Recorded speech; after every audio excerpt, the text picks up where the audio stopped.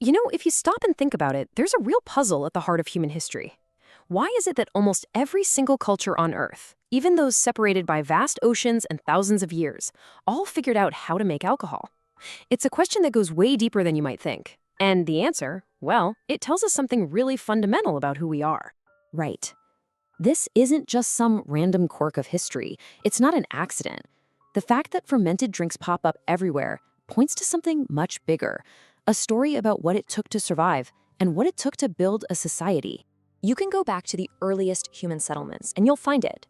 This wasn't something they just broke out for a party. It was woven into the very fabric of their daily lives, as basic as the fire they built or the shelter they slept in. And it wasn't just for the common person either. You find it in the most extravagant royal courts and palaces imaginable. There, it was a powerful symbol of wealth, of power, of major celebrations. It even shows up right at the center of our spiritual lives, used in sacred offerings, in ceremonies, all across the ancient world. So that brings us to the big question, doesn't it? If everybody found it, no matter who or where they were, what essential human problem was alcohol actually solving? It turns out the answer has two really critical parts. The first part is the one that might actually surprise you the most. For the vast, vast majority of human history, alcohol wasn't a luxury. It was a piece of survival technology. To really get this, you have to imagine what their world was like. Finding clean, safe water to drink was a constant struggle. The local river, it could be carrying deadly diseases. Stagnant water, a breeding ground for all sorts of illnesses. Honestly, just staying hydrated was one of the biggest dangers our ancestors faced every single day. But they stumbled upon this absolutely brilliant solution: fermentation. See, the very same process that turns grain or fruit into a simple beer or wine also kills off the dangerous microbes. All of a sudden, they had a drink that was not only predictable and preservable, but was actually safer than almost any water source they could find. So you see, the original appeal of alcohol probably had nothing to do with how it made you feel. It was about protecting your body. It was, in a very real sense, a public health innovation. And it did more than just keep them safe from bad water. Those drinks, made from grains, fruits, honey, were packed with calories. Think about that. In a world where your next meal was never guaranteed, this was basically liquid food, a revolutionary way to store and carry energy. So for a huge chunk of our history, this stuff wasn't for a special occasion. It was just part of the meal, a staple of their diet that was pretty essential for getting by. Okay, but alcohol's job didn't stop at just keeping people alive. Once those basic needs, safe drinks, enough calories, were being met, it started to solve another, equally fundamental human problem. It became a tool for building community.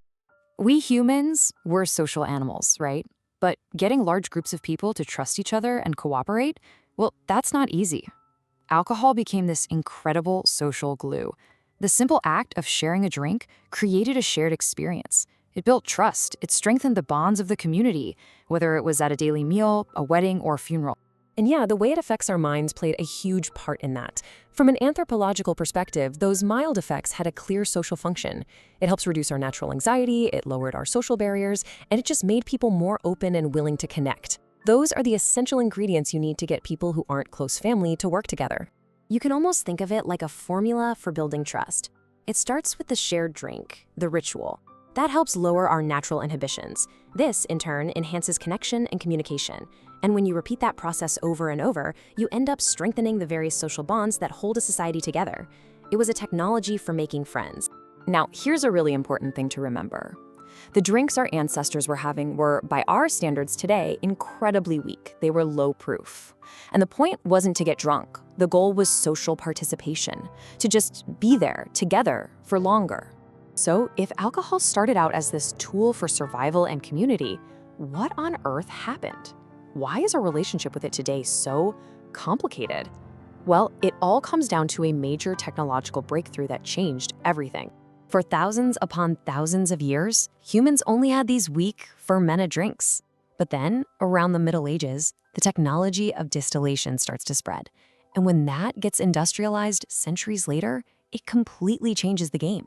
For the first time, you could create high-proof spirits, concentrating alcohol in a way that had never been possible before.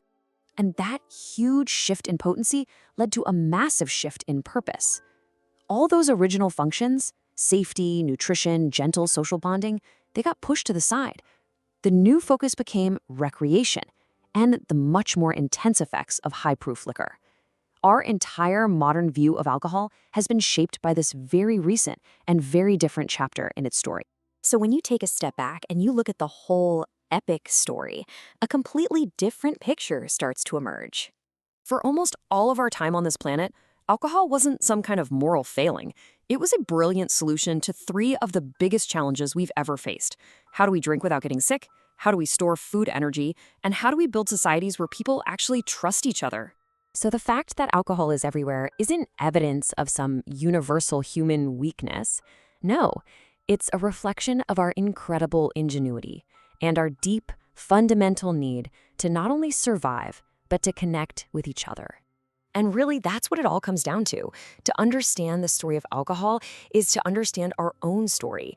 It's about our journey from small, fragile bands of people to the massive, complex world we all live in today. It's about how we learned to do it all, together. It's a powerful reminder, isn't it? The things we consume are never just about consumption. They're about our history, our technology, and ultimately about what it means to be human.